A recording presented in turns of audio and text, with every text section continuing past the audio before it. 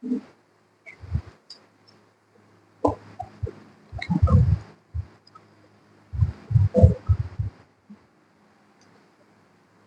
ngayon po ay tayo nagpapasalamat sa Panginoon sa patuloy nating pag-aaral ng aklat ng mga taga-Kolosas. Nais ko pong basahin ang nasa talatang o Kapitulo 2, talatang 9 hanggang sa mga sumusunod na mga talata. Kolosas, Kapitulo 2, talatang 9. Ganito ang siyang sinasaad, sapagkat sa kaniya ay naninirahan ang buong kapuspusan ng pagka-Diyos sa katawan. At kayo'y napuspos sa kanya na siyang ulo ng lahat ng pamunuan at kapangyarihan. Sa kanya ay tinuloy rin kayo sa pagtutuling hindi gawa ng mga kamay, sa pamamagitan ng paghubad ng katawang laman sa pagtutuli ni Kristo. Nang ilibing kayong kasama niya sa bautismo, kayo rin ay muling binuhay na kasama niya sa pamamagitan ng pananampalataya sa kapangyarihan ng Diyos na muling bumuhay sa Kanya mula sa mga patay. At kayo'y mga patay dahil sa inyong mga kasalanan at sa di pagtutuli ng inyong laman, ay Kanyang binuhay kayong kasama niya nang itinatawad niya sa inyo ang lahat ng mga kasalanan na pinawi ang sulat kamay na laban sa atin na nasa mga tuntunin sa lunga sa atin, at ito'y kanyang inalis at ipinapo sa krus. Inalisan niya ng sandata ang mga pinuno at mga may kapangyarihan, at sila'y ginawang hayag sa madla na nagtatagumpay sa kanila sa pamamagitan nito. Kaya't ang sino man ay huwag umatol sa inyo tungkol sa pagkain at inumin o tungkol sa pistahan o bagong buwan o mga araw ng Sabat. Na mga ito ay isang anido na mga bagay na darating, ngunit ang katawan ay kay Kristo. Huwag ninyong hayaang agawan kayo ng gantimpala sa pamamagitan ng pusang pagpapakababa at pagsamba sa mga anghel, na pinangahawakan ang mga bagay na kanyang nakita, na nagyayabang ng walang dahilan sa pamamagitan ng kanyang makalamang pag-iisip, at hindi kumakapit sa ulo, na sa kanya'y ang buong katawan na tinutustusan at pinagsasanib sa pamamagitan ng mga kasukasuan at mga litig ay lumalago sa paglago mula sa Diyos.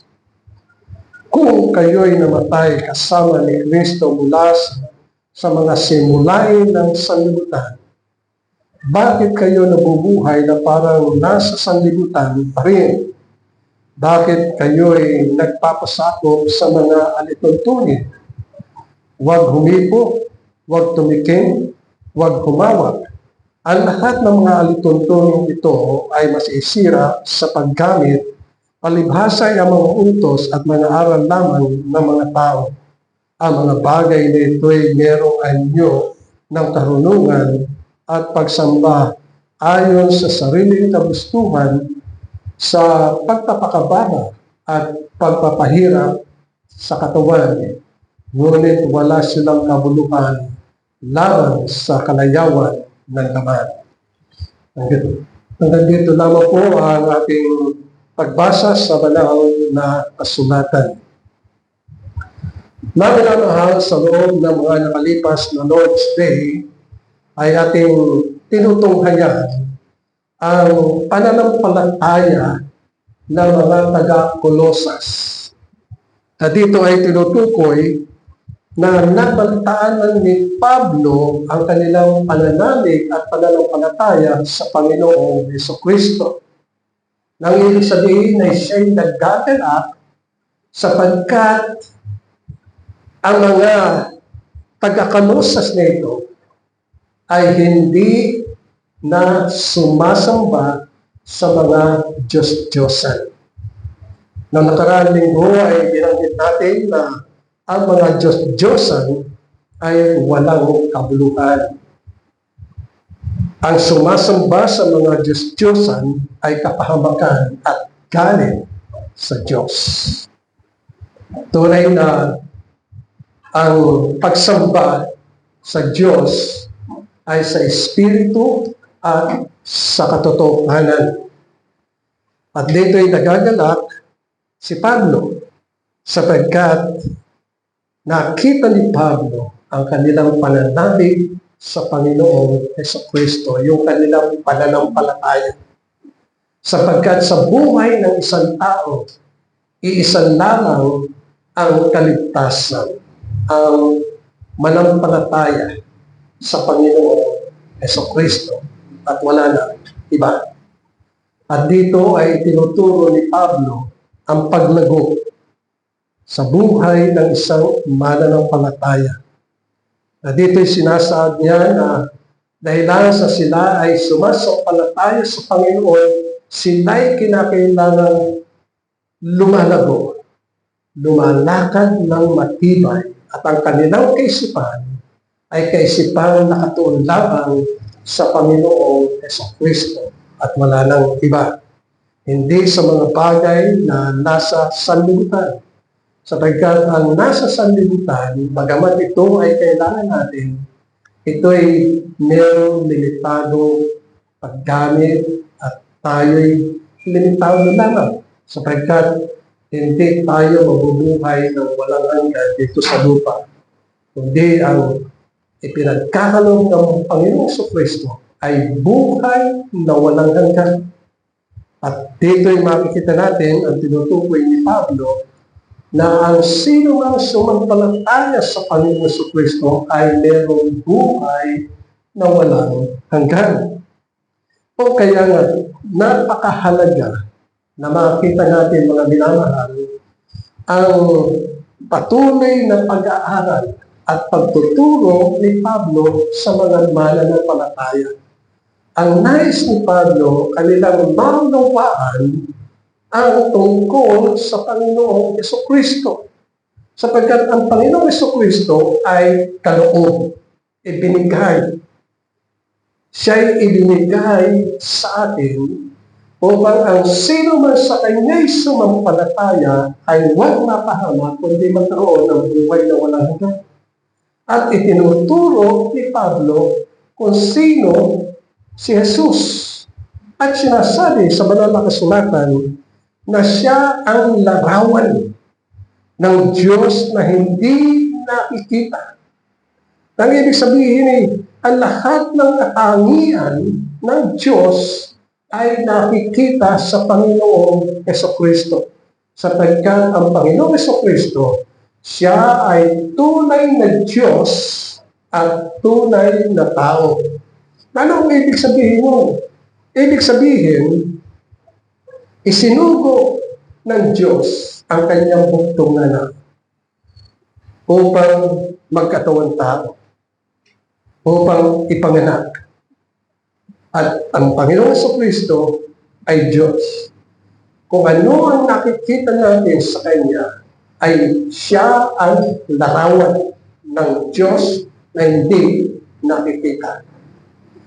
At hindi lamang yun ang itinuturo ni Pablo, kundi siya rin ang kapuspusan ng Diyos na hindi nakikita. Siya'y makapangyarihan. Siya'y lubusang omniscience. Alam niya ang lahat ng mga bagay, maging ating puso, nakikita niya, nalalaman niya, maging ang ating kaisipan, wala tayong maililihin sa Kanya. Sapagkat sabi sa Revelation, ang kanyang mata ay tulad sa apoy na nagniningas. Nang ibig sabihin yun, yun ay symbolic na matalas ang kanyang paningin na makita ang ating puso at makita rin ang ating mga kaisipan, makita ang ating mga gawa. Kahit ang Panginoon ay makapangyarihan. Siya ang kapuspusan ng Diyos. At itinuturo din sa atin, mga minamahal, kung paano na tayo ay tinubos. At sa umagang ito, kinakailangan makita natin ang kapangyarihan ng ating Panginoong Jesucristo sa pagtubos sa atin. Sapagkat dinabanggit ni Mateo, ni Marcos, ni Lucas, at ni Juan dito sa banal na kasulatan kung paano na ang Panginoong Jesucristo ay tumangis at ganyan din siya'y nanalangin at ipinagkaloob ang kanyang sarili para sa atin. Walang ibang layunin ang Diyos sa pamagitan ng ating Panginoong Jesucristo na tayo ay tubusin mula sa ating mga kasalanan. Binabanggit ng banal na kasulatan na ang Panginoong Jesucristo ay hinuli doon sa hardin ng Getsemani at siya'y iniharap kay Poncio Pilato. At doon ay inakusahan siya na siya ay kaparusahan. At ang kaparusahan ay kamatayan. At ang mga tao ay nagsisigawan at sinasabing siya'y ipako doon sa krus. Ngunit doon sa panahon na siya ay sinisiyasat, alam ba natin na ginawa ng mga tao, hinubaran siya at siya ay hinagupit.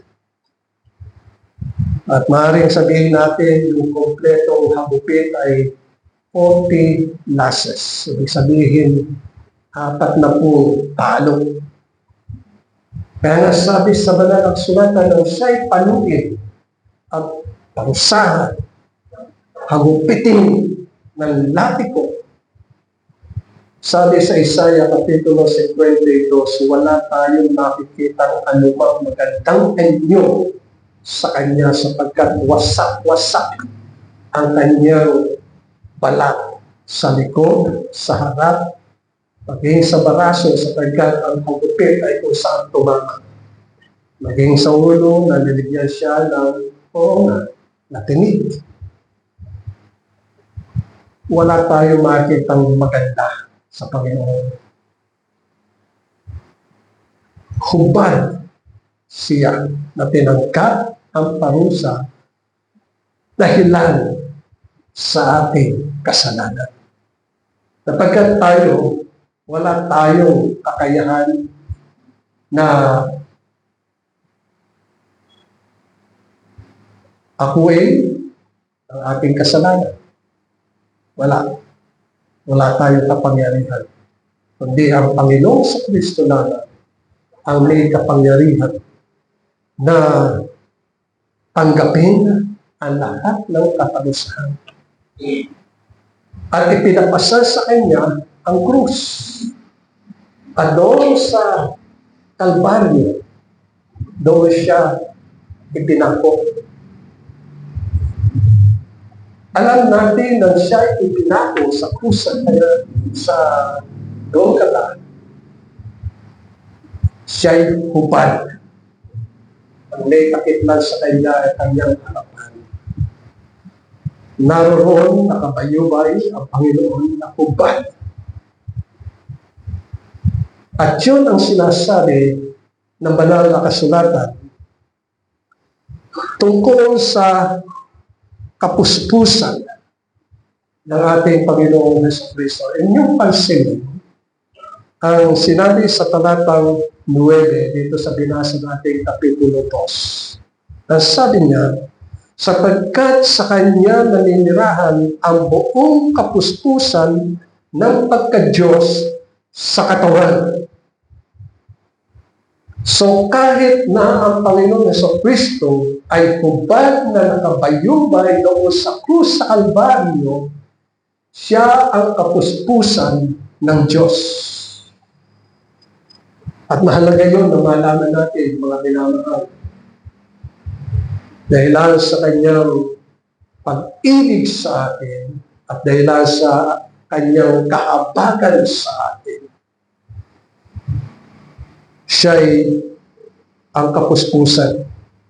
At dahil sa ginawa ng Panginoong Jesucristo, tayo ay puspos or complete. Sa wika Ingles ay we are complete in Christ.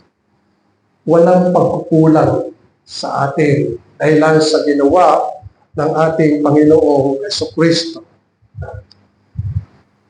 Isang bagay na kinakailangan matutunan natin at malaman natin mga nanaman ay nang ang Panginoong Jesucristo ay nakabayubay doon sa krus sa Kalbaryo. Ang kanyang katawan ang ginawang pagtutuli para sa ating puso. Ano ang ibig sabihin ng pagtutuli? Paglilinis.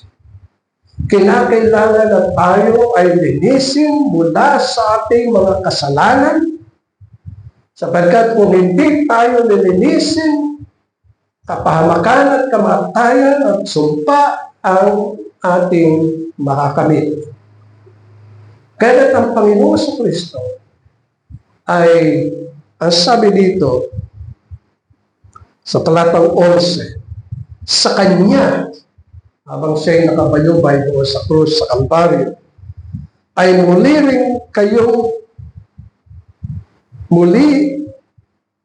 ay tinuli rin kayo ng pagtutuling hindi gawa ng mga kamay. Maliwanag ito sa ibang sulat ni Pablo na ang pagtutuli sa puso, maging ito man ay lalaki, maging ito man ay babae, nang ibig sabihin ay paglilinis. Sapagkat pag tinuli, ito'y hindi malaswag. Kundi, halimbawa, katulad sa Old Testament, ang lahat ng mga batang lalaki at the age of 8 ay kinakailangang tuliin. Pag tinuli, yung kanilang ari, dumudugo, may dugo. Nililinis ang ibig sabihin. Nang ang Panginoong Jesucristo ay nakabayubay doon sa krus sa Kalbaryo, yung kanyang katawan ang nagsilbing pagtutuli sa atin. Dumanak ang dugo. Sapagkat sa pamagitan ng pagtubos ng Panginoon, tayo ay nilinis sa pamagitan ng kanyang banal na dugo upang tayo ay maging mga banal, kaaya-aya sa harapan ng Panginoon. Kaya nagsabi dito sa talatang 11, sa Kanya ay tinuri rin kayo ng pagtutuling hindi gawa ng mga kamay. Ibig sabihin, yung ating puso na makasalanan ay tinuli, nilinis sa pamagitan ng katawan at dugo ng ating mga kasalanan, ng ating Panginoon Jesucristo, upang ang ating mga kasalanan ay mapatawad sa pamagitan ng paghuhubad ng katawang laman sa pagtutuli ni Kristo. So ang Panginoon Jesucristo, habang nakabayubay, siya ang nagsilbing lamang pagtutuli para sa atin. Kaya nang ang Panginoon Jesucristo ay mamatay, siya ay inilibing. Sabi sa verse 12, nang ilibing kayo kasama niya sa bautismo, kayo rin ay muling binuhay na kasama niya sa pamagitan ng pananampalataya sa kapangyarihan ng Diyos na muling bumuhay sa Kanya mula sa mga patay. So, ibig sabihin, ang kamatayan ng Panginoon ay hindi para sa lahat ng tao, kundi para doon sa mga hinirang ng Diyos bago pa itatag ang sanlibutan. Sapagkat yung mga pangalan na itinala sa aklat ng buhay ay ipinagkaloob sa Panginoon sa Kristo. At ang tinubos lamang ng Panginoon ay yung mga hinirang ng Diyos bago pa itatag ang sanlibutan. At dito ay sinasaad na nang ang Panginoong Jesucristo ay mamatay, siya'y binuhay ng Diyos. Pagkalipas ng 3 araw, nabuhay siya. Nakita ng mga alagad siya'y buhay. Nagpakita siya sa loob ng 40 araw, 40 days. Pakita siya sa mga alagad. Kausap niya, kapiling niya ang mga alagad. Tinuturuan niya ang mga alagad. Hanggang sa dumating na kinakailangan siya umakyat sa langit, at nakita ng mga alagad na siya'y umakyat sa langit. Kaya ang Panginoong Jesucristo, nang siya'y mabuhay na maguli, ang mga mananampalataya ay nabuhay din. Ito ang sinasabi dito sa verse 12. Sabi niya, nang ilibing kayo kasama niya sa bautismo, kayo rin ay muling binuhay. Kaya mga mananampalataya ay buhay. They have life eternal, everlasting life. Binuhay kayo ng Panginoon. Muling binuhay na kasama niya sa pamagitan ng pananampalataya sa kapangyarihan ng Diyos na muling bumuhay sa Kanya mula sa mga patay. At kayo'y mga patay dahil sa inyong mga kasalanan. Ibig sabihin, kayo'y buhay na at wala na kayong karapatan na gumawa ng kasalanan. Hindi na pwede kayong magsinungaling, hindi na pwede kayong manlait ng kapwa, hindi na. Sapagkat meron kayong buhay na walang hanggan. Kaya sabi dito sa talatang 13, at kayo'y mga patay dahil sa inyong mga kasalanan at sa di pagtutuli ng inyong laman, ay kanyang binuhay kayo kasama niya. Yung pagtutuli, hindi lamang sa ating panahon, hindi lamang kalalakihan, kundi kababaihan. Nang ibig sabihin, ang tinuli ng Panginoon ay yung ating puso na sakdulang masama, liko, at tunay na walang kaaya-aya na buhay. At yun ang siyang nilinis ng ating Panginoong Jesucristo. Kaya kung tayo ay nananalig at nananampalataya sa Panginoon, sa Kanyang ginawa, nananalig tayo na sa Kanyang pagkakabayubay doon sa krus sa Kalbaryo,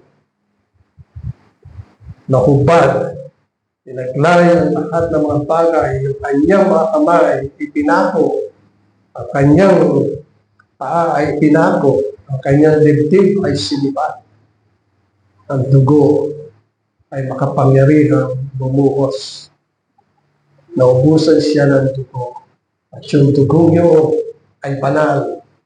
Sapagkat yun lang ang siyang nakalilinis ng ating mga kasalanan. At ngayon, dahil sa Panginoon sa Kristo ay tinapos niya, sabi niya sa krus sa Kalbaryo, it is finished. Ang sabi dito, binuhay kayo kasama niya nang ipatawad niya sa inyo ang inyong mga kasalanan. Kaya ang Panginoong Jesucristo ay makapangyarihan. At tinutukoy dito na ang Panginoong Jesucristo ay soberano. At sinasabi dito, pag sinabi natin soberano, ibig sabihin ay makapangyarihan. Meron siyang kapamahalaan sapagkat siya ay Diyos. Ano ang ginawa niya doon sa krus sa Kalbaryo? Nakita natin, nakabayubay siya. Hubad, walang damit. Lantarang nakita ng mga tao. Naroon. Pero yung talatang 14 ay naglalahad kung papaano ang kanyang kapangyarihan ay tunay na puspos sa kanya. Sapagkat ang sabi sa Colosas, Kapitulo 2, talatang 14, na pinawi ang sulat kamay laban sa atin, na nasa mga tuntuning salungat sa atin, at ito'y kanyang inalis at ipinako sa krus. Ang Panginoong Jesucristo ay walang sandata. Ang Panginoong Jesucristo ay walang anuman sa kanyang kamay sapagkat ipinako. Hindi siya makakilos. Hindi siya makababa sapagkat ang kanyang paa ay nakapako. Siya ay sinibat sa takliran. Pero yung kanyang pagkakapako doon sa krus sa Kalbaryo ay meron siyang kapangyarihan na ang lahat ng mga kautusan laban sa atin ay kasamang ipinako doon sa krus sa Kalbaryo. Di ba kanina, binasa natin ang tungkol sa pagbabawal ng Panginoon tungkol sa pagsamba sa Diyos-Diyosan. Kasi sabi sa verse 2 sa Exodo, sabi niya, ako ang Panginoong mong Diyos na naglabas sa iyo sa lupain ng Ehipto mula sa bahay ng pagkaalipin. At ano ang kanyang ipinagbabawal? At ano ang mga ginagawa ng mga tao? Ang sabi niya, huwag kayong magkakaroon ng ibang mga Diyos sa harap ko. Ibig sabihin, sa mga sumasampalataya sa Panginoon sa Kristo, huwag kayong magkakaroon ng ibang mga Diyos. At yung sumunod na utos, pangalawang kautusan, huwag kang gagawa para sa iyong sarili ng inukit na larawan o ng anumang kawanis ng anumang nasa langit sa itaas o ng nasa lupa sa ibaba o ng nasa tubig sa ilalim ng lupa. Huwag mo silang yuyukuran o paglingkuran man sila sapagkat akong Panginoon Diyos ay Diyos na matalibughuin na aking pinarurusahan ang mga anak dahil sa kasamaan ng mga magulang hanggang sa ikatlo at ikaapat na saling lahi ng napupuot sa akin. At ang sabi niya sa verse 6, ngunit pinagpapakitaan ko ng wagas na pag-ibig ang libo-libo umiibig sa akin at tumutupad sa akin mga utos. At yun ang siya ituturo ng Panginoon. Kaya nga sabi dito sa Mateo, sabi ng lalaki, Guru, alin ba ang dakilang utos sa utusan? Sabi ng Panginoon, Jesucristo, Ibigin mo ang Panginoon mong Diyos ng buong puso mo at ng buong kaluluwa mo at ng buong pag-iisip mo at ng buong lakas, ayon kay Lucas. Ito ang tungkulin. Pero ang tao, dahilan sa kanyang kamangmangan, dahilan sa kadiliman, dahilan sa kanyang kasalanan, hindi niya alam ang tungkol sa Diyos. O kaya nga sa pamagitan ng Panginoong Jesucristo, sa mga kanyang iniibig, sa mga nagtitiwala sa Kanya, ang sabi dito sa ating binasang talata 14, pinawi niya lahat ng sulat kamay na laban sa atin. Kasi sabi dito sa kautusan, huwag kang papatay. Huwag kang nangangalan niya. Huwag kang magnanakaw. Dahil sa pagnanakaw, kasama yung pag-uwi. Kahit kung tayo maliit, binabantayan natin yung ating tindahan. Pag mayroong kita, kupit. Pag nakita natin ang atay natin na yung nagbubad ng kanyang pantalon, pupunta tayo doon sa sabitan ng pantalon, pupupit tayo. O kaya ang nanay ay mayroong pitaka, kukunin natin, hindi tayo nagsasabi. Yun ay maliliit pero kasalanan na sinasabing huwag kang magnanakaw. Basta kinuha mo na hindi sa iyo, pagnanakaw yun. Sapagkat ang Diyos, sa kanyang kagandahan doon, bawat isa ay binibigyan. Pinagkakalooban. Meron kayong mga damit, meron kayong mga sapatos, yan ay kaloob ng Diyos. Pero kung merong kukuha ng damit nyo na nakasampay, at kukunin ang inyong mga sapatos, pagnanakaw yun, na hindi nyo alam. Kaya yung mga bagay na yun, ang siya ginawa ng Diyos para tayo ay linisin sa ating mga kasalanan. Pinawin niya ang sulat kamay laban sa atin at ipinaho niya doon sa krus. Nakabayubay siya doon sa krus. Hubad, walang damit. Kita ang lahat ng mga marka ng latiko. Akala natin makinis ang katawan ng Panginoon kung siya ay pako. Hindi. Wasak ang kanyang katawan dahil sa kasalanan natin. Ito ang siyang tinutukoy sa banal na kasulatan. Habang ang Panginoon ay nakabayubay doon sa krus sa Kalbaryo, akala ng mga tao, tagumpay sila. Na naipako nila ang Panginoon sa Kristo. Akala ni Satanas, tagumpay siya.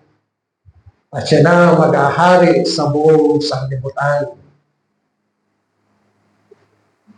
Akala ni Pilato at ng mga sundalo, tagumpay ang kanilang paghatol laban sa anak ng Diyos. Akala nila. Pero yung ginawa ng Panginoon ay upang pawiin ang sulat kamay laban sa atin o sa krus sa Kalbaryo. At napakaganda ng ginawa ng Panginoon sa atin. Yung ating kasalanan, kanyang tinako. Siya mismo ang siyang namatay para sa atin. Kahit sa harapan ng Panginoon, hindi ka na parurusahan. ng kamatayan. Wala ng kamatayan sapagkat ng ang Panginoon Kristo ay nabuhay na mabuti. Ang nasa atin ay buhay na walang hanggan na itinagkaloob niya sa pamamagitan ng pananampalataya. Kahit ang Panginoon ay adorable, kaibig-ibig, sapagkat kamanghamang ka.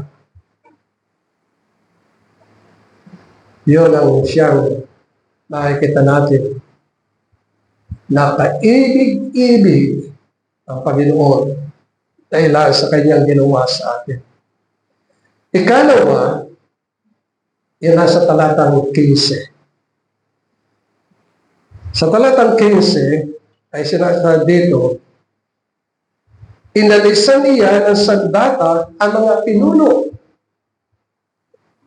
at ang may kapangyarihan at sila'y ginawa niyang hayag sa madla na nagtatagumpay sa kanila sa pamamagitan nito. Pagtagumpay. Ito ang ikalawa natin. Sa karaniwang mata at paningin ng tao, hindi niya nakikita ang pakikipagbaka ng ating Panginoon laban sa mga kaaway. Akala ng mga tao, sila'y tagumpay. Akala ng kaaway at nang makita ni Satanas na nakabayumay ang Panginoon sa Kristo, siya'y tagumpay. Pero hindi niya nalalaman na ang Panginoon sa Kristo ay makapangyarihan. Sa kanyang pagkakabayubay doon sa krus sa Kalbaryo, kahit na siya ay walang sandata, wala siyang hawak na sandata para makipagbaka. Sapagkat ang kanyang kamay ay nakapako, dalawang kamay nakapako.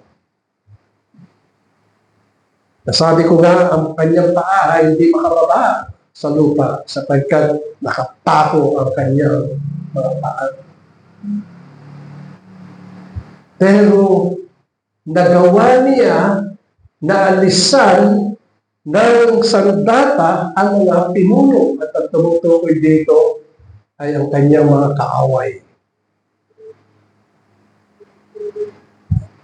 Nang magkasala si Adan, ang namamahala sa kanya ay si Satanas. Si Satanas ang siyang gumagawa ng kasamaan. Kaya ako minsan nakakadinig kayo na, o bakit mo siya napatay? Meron mong nag-utos sa akin. Hindi ko matanggihan. Pinatay ko siya. Pag sa kayamanan, nakita niya yung kahamal sa kayamanan, walang ginagawa kundi patayin yung tao. O kagandahan. Ganun ang nangyayari. Kasamaan. Pero sa mga mananampalataya ay pinapahiwatig ng Panginoon at sinasabi niya, inalisan niya ng sandata ang kaaway. Ano ang ibig sabihin mo? Ibig sabihin, sa buhay ng isang mananampalataya, wala ng kapangyarihan ang dyablo sa bawat mananampalataya. Inalis ng Panginoon. Yun ang kapangyarihan ng Panginoon. Kaya sabi niya, inalisan niya ng sandata ang mga pinuno. At ang mga may kapangyarihan at sila'y ginawa niyang hayag sa madla. Sapagkat ang mga mananampalataya ay pag-aari ng Diyos. Kaya naging pag-aari sapagkat sila'y binili sa pamagitan ng katawan at dugo ng ating Panginoong Jesucristo doon sa krus sa Kalbaryo. At sila'y mga anak ng Diyos. Hindi na sila anak ng Diablo.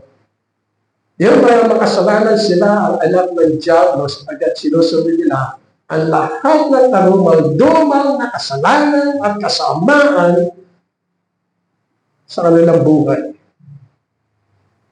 Pero ang mga mananampalataya, may bagong buhay. Alam niyo ang ginagamit na sandata ng Diablo? How to serve. Sa hindi mananampalataya, sinasabi niya, ikay masama, sundin mo ako, gawin mo ito.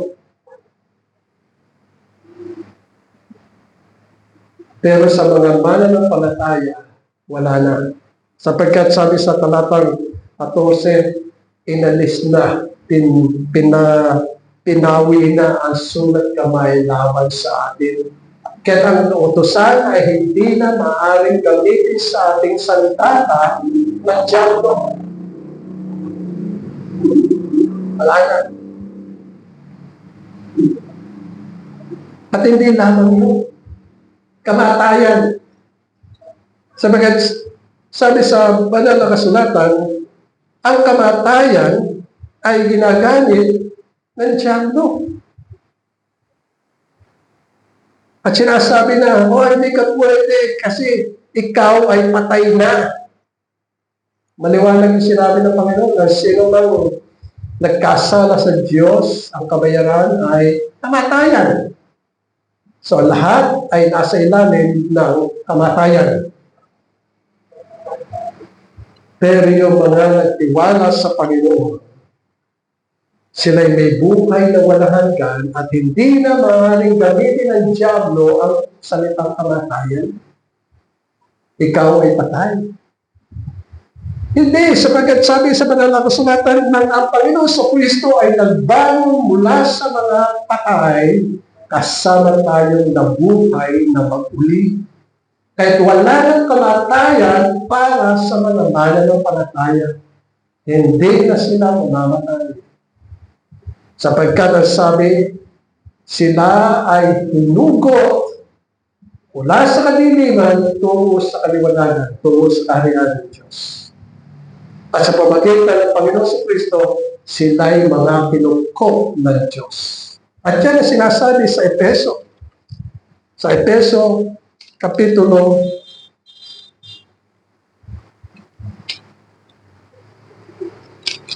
1. Ang sabi dito, talatang 5, tayo'y itinalaga. Ano naman ang palataya na nagtitiwala sa Panginoon? Tayo'y itinalaga sa pagkukup.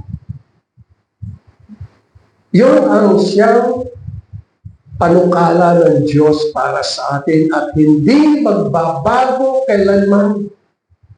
Tayo'y mga anak ng Diyos. Sapagkat sabi dito, tayo'y itinalaga sa pagkukup upang maging kanyang mga anak sa pamagitan ni Jesucristo. So na ang Panginoon sa Kristo ay nakabayubay doon sa krus Kalbaryo.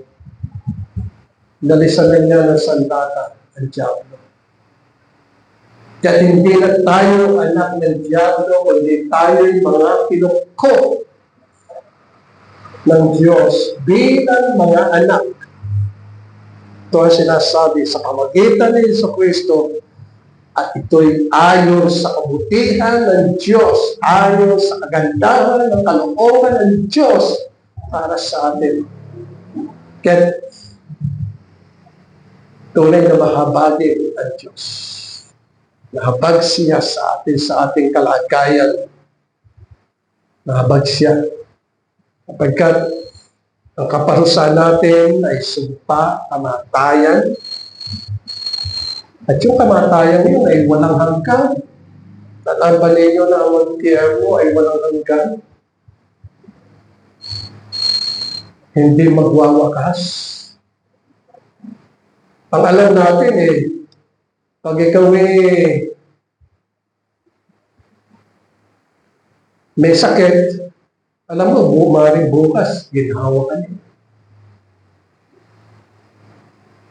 Pero yung kamatayan, walang pag-asa.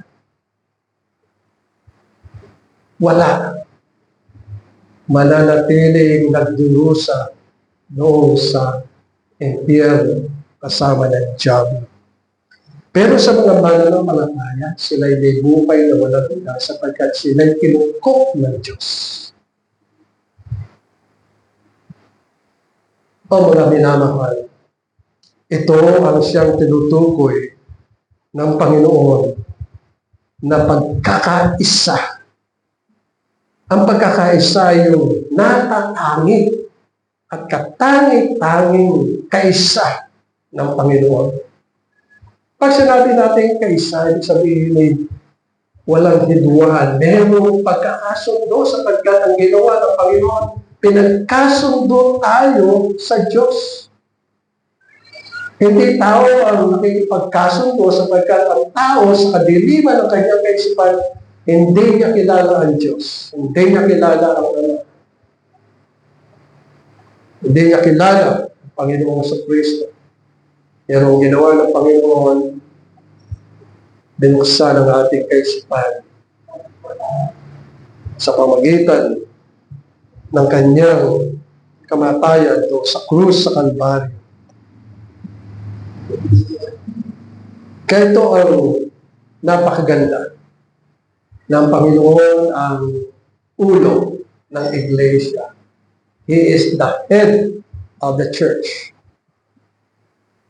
At tayo ang kanyang katawan. Marami tayong mga kaloob. Katulad ng katawan natin, ano ba ninyo, di ba, katulad nito sa kamay, may kanya-kanyang kaloob. Hindi sila pare-pareho. Pero pag kayo'y hahawak ng walis, hindi pwede yung dalawa lang. Kailangan buo para mahawakan nyo ng matibay. Sila'y nagkakaisa. Ang ulo at ang katawan ay nagkakaisa. Kahit na ang Panginoong sa Kristo ay naroon sa langit, siya ay sumasa atin sa pamagitan ng kanyang banal na Espiritu. Hindi niya tayo pinababayaan. Siya ang gumagabay at pumapatnubay sa atin. Siya ang nangangasiwa sa bawat isa sa atin. Kaya tayo pasakot sa Panginoon. Sampalatayanan natin siya. At ang buhay ay sasagana sa atin. Ang buhay na walang hanggan. Ang buhay ng Diyos. Sapagkat ang Diyos ay walang kamatayan. He is eternal. Ang Panginoon sa Kristo minsan namatay at hindi na mamamatay magpakailanman. Sapagkat siya ay walang hanggan. At ang layunin ng Diyos sa atin tayo mabuhay sa ilalim ng kanyang pangasiwa, sa ilalim ng kanyang pagmamahal, sa ilalim ng kanyang tahanan. Naway maging pagpapala ito sa bawat isa sa atin. Amen. Maraming salamat po o aming Diyos at aming Ama sa mga salita mo na aming pinag-aralan, naway ito'y maging maliwanag at tunay na magbunga ng sagana upang lalo po kaming tumibay sa pananalig at pananampalataya sa iyo sa pamagitan ng Panginoon sa Kristo sa kapangyarihan ng iyong banal na Espiritu. Amen.